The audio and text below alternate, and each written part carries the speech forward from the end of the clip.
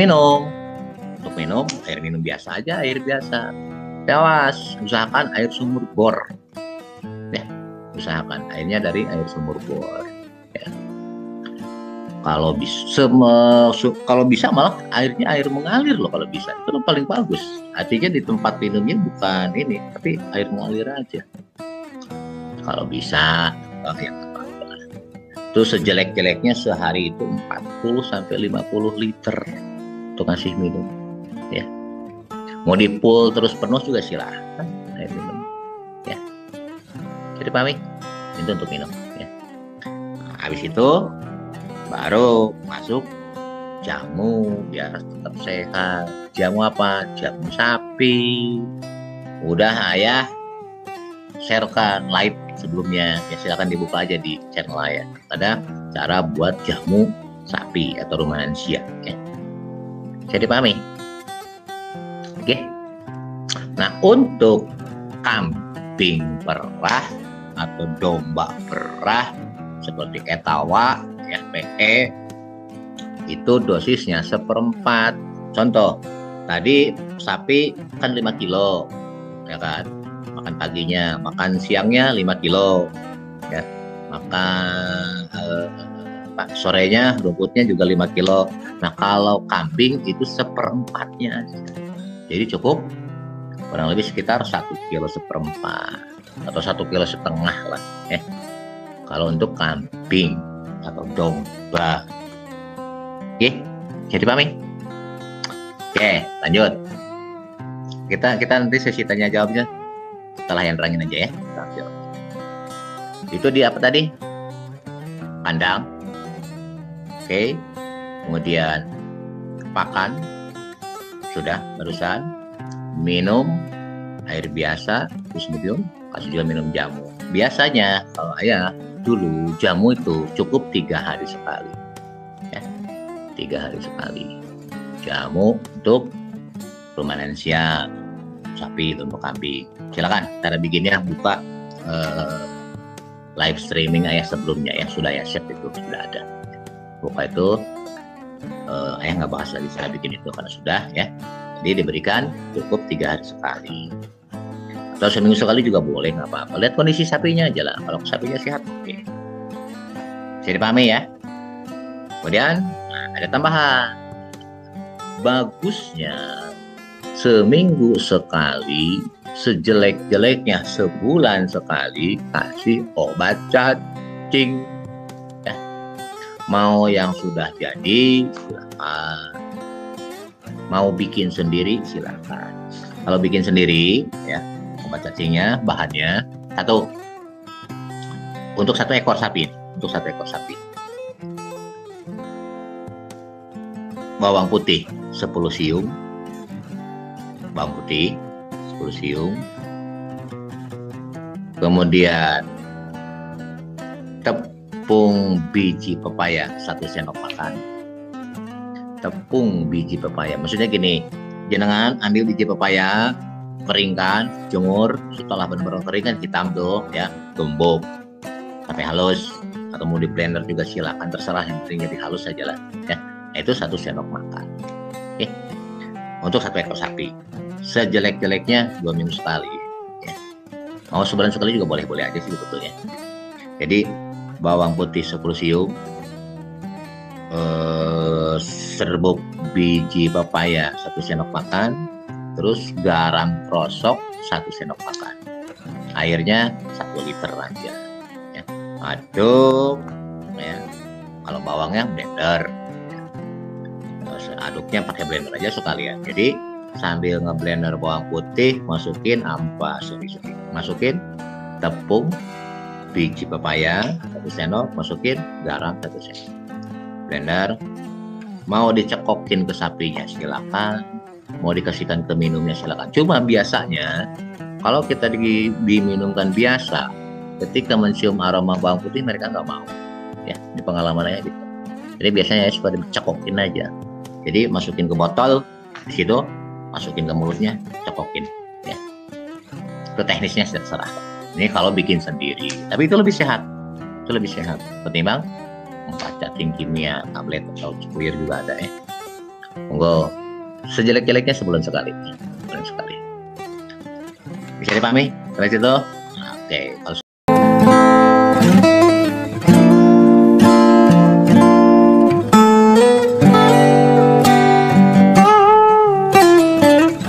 sudah, kita lanjut. Gini,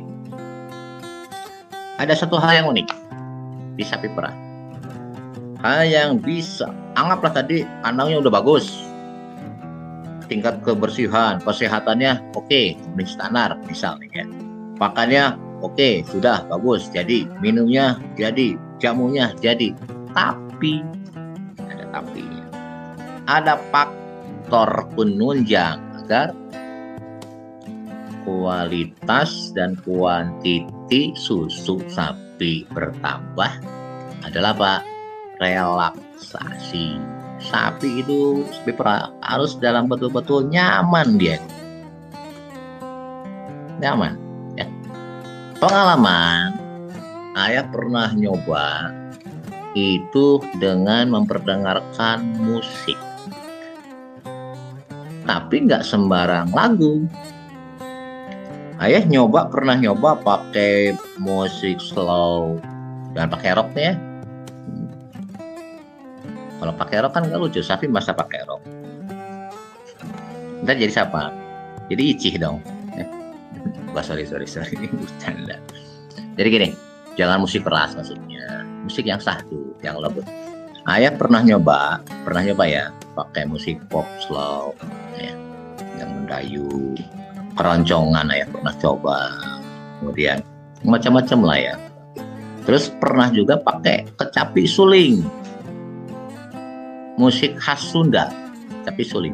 Ternyata dari semua beragam jenis musik yang pernah ayah coba, ternyata yang kecapi suling itu yang paling keren, yang paling bagus. Maksudnya gini, sapi kan waktu itu kan ada sekitar, kalau nggak salah ada hampir 3.600 ekor waktu itu.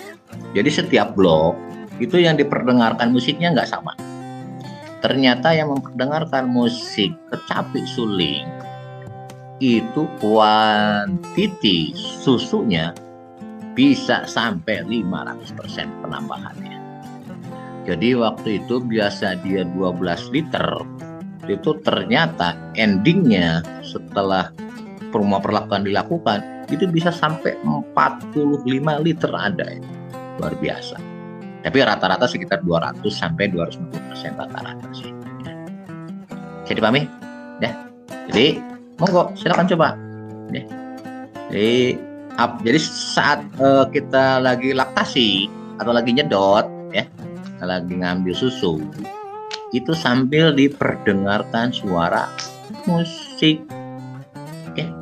Musik yang syahdu. Kita pernah nyoba beberapa jenis musik, ternyata musik kecapi suling di Cianjuran tuh itu yang paling keren. Ternyata dia benar-benar relaks. Akhirnya produksi susunya meningkat. Ya, mau silakan dicoba. Ayah pernah nyobain.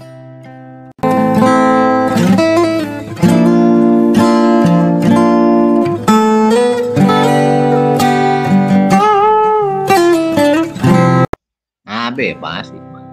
Saya pernah nyoba gabah hasil selepan padi, gabah ya, ataupun gabah kosong, sama aja.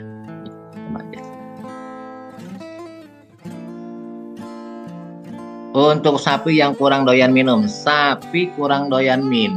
berarti kandungan mineral terutama Na-nya kurang di air tersebut.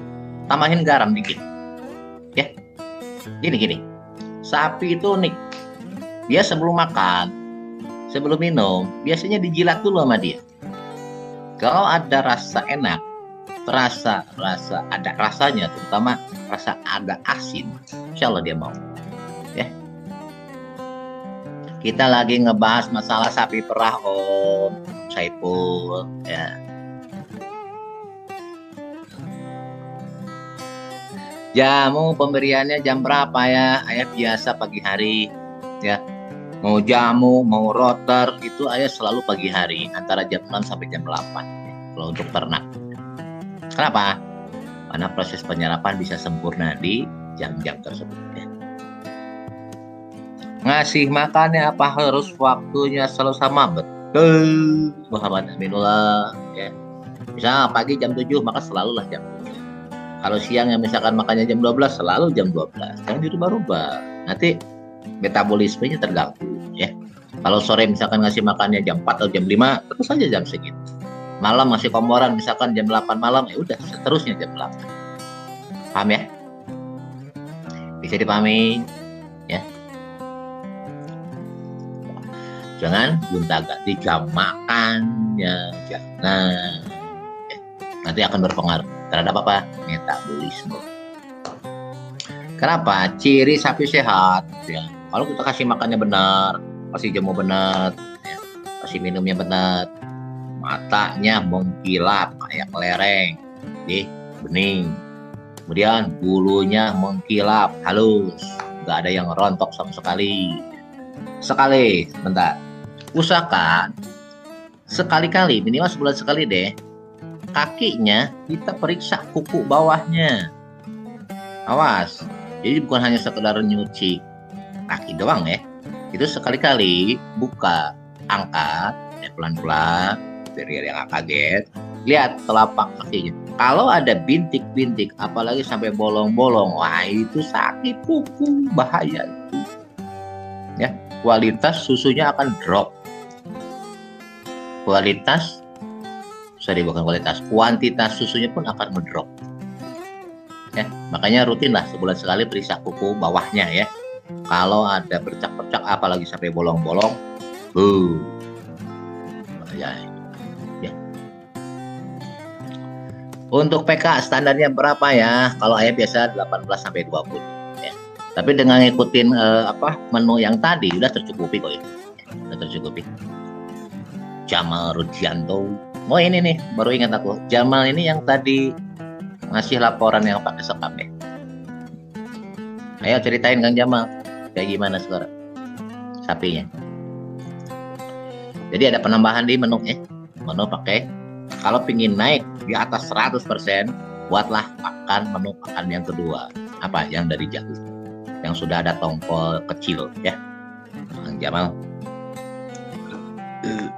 Monggo silakan, ada lagi nggak? Ngobatin kaki yang seperti tadi jelaskan oleh ayah, bagaimana caranya? Ya rutin kasih gini. Anggap misalkan pas kita lihat ternyata ditenggarai misalkan ini sakit nih, ya kelihatan. Itu kan udah banyak cacingnya, biasanya parasit ya. Caranya apa? Satu, yang tadi Pak cacing. Kalau untuk pencegahan kan cukup sebulan sekali. Kalau memang betul-betul sakit, kasih setiap hari seminggu berturut-turut. Pertama. Yang kedua, kasih juga Rosepit yang buat manusia, mengobati segala penyakit. Ya. Satu ekornya 100 mili. Pagi sekali, sore sekali. Ya, insya Allah. Biasanya nggak sampai sebulan sembuh total. Oke? Ya, Kang Jamal yang dari Jombang tuh yang tadi tak sharekan itu ya, tak sharekan. Monggo tuh kalau mau ngobrol-ngobrol sama Kang Jamal. Ayah berharap begini, ya, bagi teman-teman yang sudah praktek dimanapun, ketika sudah melakukan, mau hasilnya bagus enggak ataupun sebaliknya hasilnya bagus, tolong dong sharekan. Ya. Minimal laporanlah ke ayah. Biar apa? Biar ayah tahu perkembangannya kayak gimana. Kalau kurang bagus nanti kan kita evaluasi apa kurangnya, apa salahnya, kan begitu. Ya. Kalau sudah bagus kita evaluasi lagi gimana lebih bagus lagi. Nah sekarang kalau nggak ada laporan gimana aku tahu perkembangannya kan? Ya. Jadi jangan kebalik ya. Banyak yang kalau hasilnya yang kurang bagus, entah budaya apapun, bukan cuma sapi, entah ayam, entah bebek, entah padi, entah jagung, entah melon, entah cabai. Ketika jelek nggak mau laporan ke ayah, padahal di situ keliru besar. Justru saat jelek harus laporan lah ke ayah, biar ayah ngerti salahnya di mana, kurangnya di mana. Oke? Paham ya? Jadi nggak usah malu. Malu aku belum berhasil, justru disitulah kelirunya. Bisa dipahami? Oke? Oke? Paham ya? Jadi ketika lagi ngerjain sebuah konsep, misalkan konsep itu dari ayah, tolong laporkan. Kalau yang sudah gabung di grup KP2M, laporkanlah di grup. Nggak usah malu-malu. Ya, saya begini. Tapi laporannya jangan dadaan. Artinya apa? Kalau bisa rutin perkembangannya. Jelek-jeleknya seminggu sekali lah laporkan perkembangan budidayanya. Oke? Paham ya?